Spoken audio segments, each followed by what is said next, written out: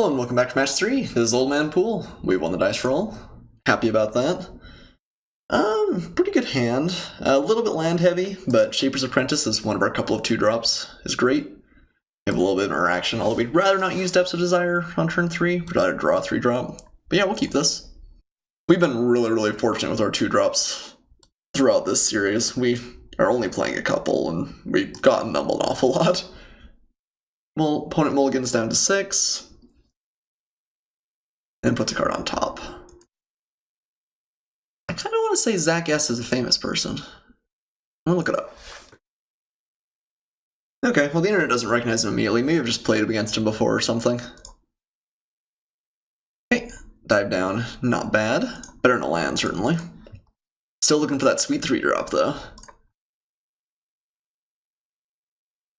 Blue-black. At least not vampires again. Or not vampires, merfolk.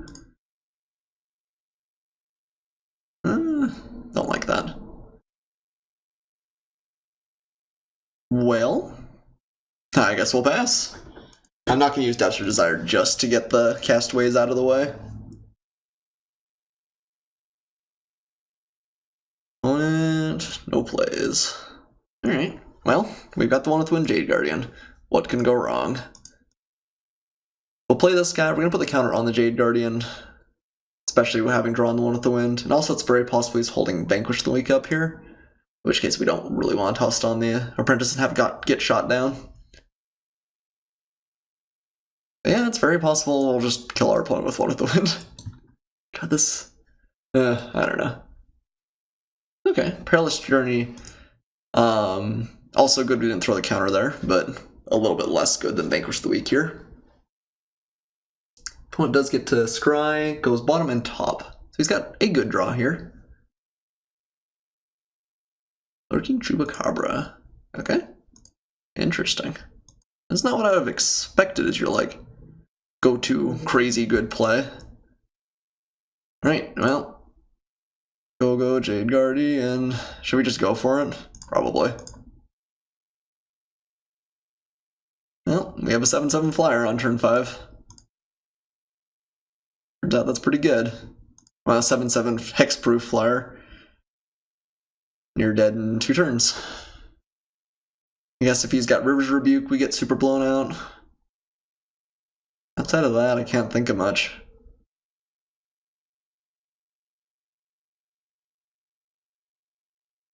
Yeah. Pretty stupid. Especially considering those were all like top decks. Alright, Chupacabra's .deck. Going all the way with the Explore synergies, I suppose. Interesting. I'm not sure how we sideboard against this. I guess Dive Down continues to be good. He just gets to snipe a lot of our creatures, though. Chupacabra, I think we're very glad that we have Jade Guardian, I guess. I think that might be tough for us to deal with in a lot of games. Like, if he plays an Explore creature right here, he just machine guns the Apprentice. But obviously can't deal with the Guardian. You know, that was a rough. Opponent mulligans down to 6 and then Jade Guardian. Alright, well. I shouldn't feel bad. That's the way of the world. Wayfinders. I wonder if there's any merit to sideboarding to be more defensive. And let's just bring in like a bunch of 3/3s. And try and avoid the Chupacabras. Like maybe Command Speaker and Jungle Delver are just more liabilities than anything. Playing a bunch of 2/3s. Yeah, maybe that's... I don't know, maybe that's incorrect. Because we didn't see a whole lot of his deck. It's possible he just doesn't have much else, but I don't love just randomly losing to that either. So I feel like Sailor of Means. Maybe we'll play the Alphasaur. Maybe we'll just go a little bit higher on the curve. And we still have, like, the value, but I don't think we're going to need to necessarily kill him quite as fast. Yeah, maybe we'll do that. And I think I'm going to take out 1 forest, I guess. I think we want blue a little bit more for those. Maybe that's greedy. Maybe we should go up to 17 lands if we're doing this. There are going to be a lot of games where we just don't get to play the alpha. Vanquisher's Banner's not quite as good if we're pulling out of a lot of our merfolk. Currently we have 1, 2, 3, 4, 5... 6, 7, 8, 9, 10. That's still pretty good. Yeah, maybe alpha's just a little bit. Well, I don't know. Yeah, maybe council. Well, nah, I'm gonna go for it. Maybe this is just crazy greedy, but I want to play the Regisaur Alpha at least once, right? And it's genius if it works. So get ready to call me a genius, everybody. And we may be going overboard on the Chupacabra sideboard plan, too. Close to quite good. So we need to find an island. I think I am gonna mull again. Especially with my opponent going down to 6. Okay, this hand's better. It's gonna keep, even though it doesn't have a 2-drop. It's got Tishana's Wayfinder, and then one with the Winds and Jade Guardians. How can we lose? The answer is we can't. Even has Sailor means, so we can play that Regisaur Alpha on turn 5 as well. Okay, Seeker Squire, very good one. Did he topped? We bottomed. Opt, okay. And the mountain, that's funny. We could throw my opponent for a loop. Like, we're a different color now. What? Probably not really worth the gimmick, but it's kind of funny. He's scratching his head over there and be like, wow, he drafted 2 different decks? No, he's probably more rational than that. Probably just saying, oh, that's mountain's a splash color, which is indeed it is. But I can dream. Interesting he opted in main phase. Making sure he wasn't going to find another better threat, I guess. Oh man, my poor opponent.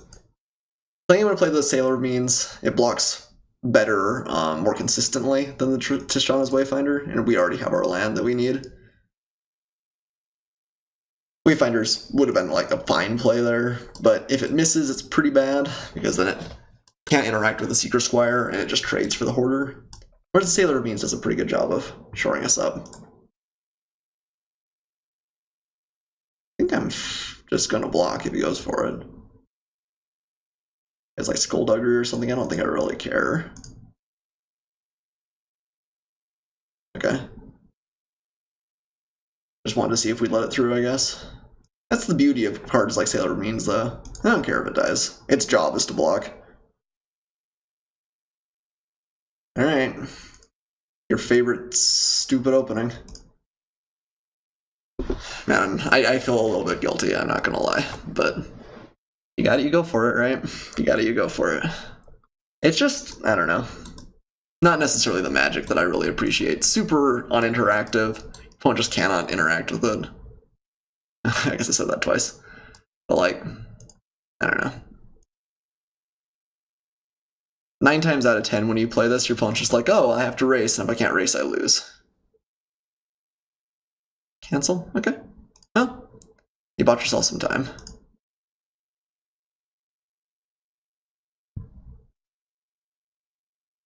I can almost feel the eyes rolling from across the world. I would definitely be like super, super grumpy if I was my opponent.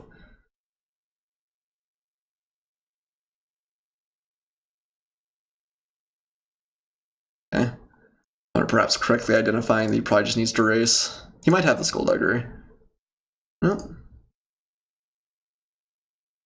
So we give him a treasure here. Maybe you can play something great off that. Yeah, Desperate Castaways does not count. I mean, I think that's maybe correct. He's just got to start swinging, but yeah. Yeah. I don't know. I've lost to this a fair number of times too, so I'm just imagining like the weight of all the bad karma in the universe flying down on me right now.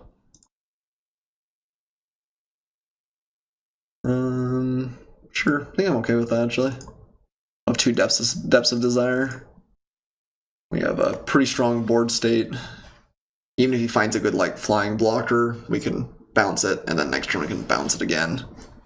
I think the game is over.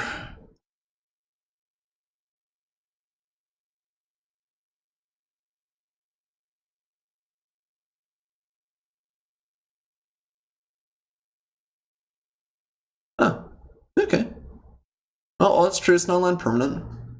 Okay, okay. The game is not over. I take it all back. So we're still gonna blow him out with Depths of Desire, though. But I mean, he played Cancel and Perilous Voyage to interact with us. Like, what more can you want? He does know we drew the Depths of Desire. Maybe he's got a combat trick? Oops, not that one. I'm gonna bounce the Castaways. It's usually gonna be a worse card. He did know about that. I think there's no real disadvantage in playing it now. Another counter spell, I guess.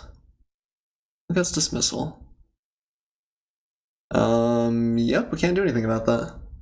I was one away from Depths Desiring. Okay, well, that is something that punishes me for not waiting to play it. Think we're in enough of a position it's probably okay, but yeah, that's worth considering.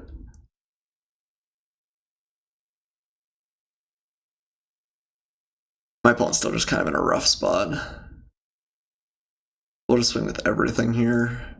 We'll get in 1 point with the Sailor means he's got to block fairly aggressively. And if he tries to double block, we've got a Depths. We could just let it die. Get in for 7. Nah, I think we want to keep it alive. We'll bounce the Direfleet Hoarder to his hand. Ah, okay. He is out of cards. I'm definitely glad we are bouncing there then.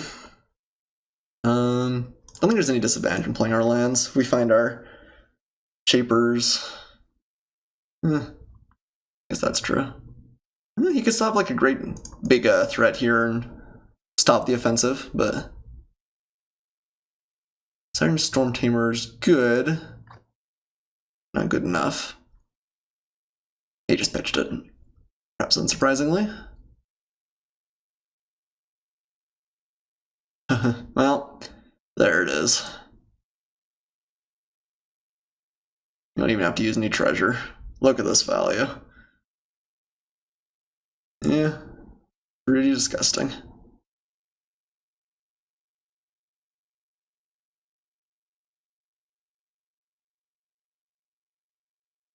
Trades there. He takes 6. Wow, I feel like we were crazy lucky through all 3 of these matches. But cool. I mean, definitely not going to complain. My opponent had 1 land. Yeah, man, that was kind of crushing. I think if I'd been in my opponent's spot, that's when you like lean back and just like, not gonna play Magic for a bit. It's kind of unfortunate. The deck outperformed, I think, what it usually should. 2 Shapers was great. We drew Jade Guardian and 1 with the Wind a lot more than I think we would on average. Herald of Secret Streams did really good in the first round, although we didn't see it after that. Saw Vanquisher Banner once, didn't get it casted. Getting beat down too much. Yeah, I think that like the 3 2-drops that we had in our deck did incredibly like big overtime. We drew them an awful lot, and they did some good work. Jungle Delver and Speaker seemed fine. Yeah, pretty solid in general. I think that we played fine, but really kind of got a lot of value out of the Jade Guardian one with the Wind, more than I think you should ordinarily. But anyway, this is my first like Merfolk deck, I think. So, I don't know, that's kind of sweet. I'm glad that we shifted, even though we had the sweet Regisaur Alpha right off the bat. I think the deck came together decently. Again, a couple more 2-drops would have been great. In any case, thanks so much for watching, everybody. I had a fun time. I'm sure I'll be posting a few more Ixalan drafts in the next couple of days. And I don't know, I keep dithering back and forth on whether I want to buy in on a standard deck. It just feels like such a big investment right off the bat where I could just keep doing drafts for basically forever. But I think if I want to get better as a player, standard rewards some different skills than limited does, and I think that it's probably in my best interest to try and play some of that as well. So anyway, stay tuned, I'll post stuff. Hopefully you guys will watch stuff. See you guys next time.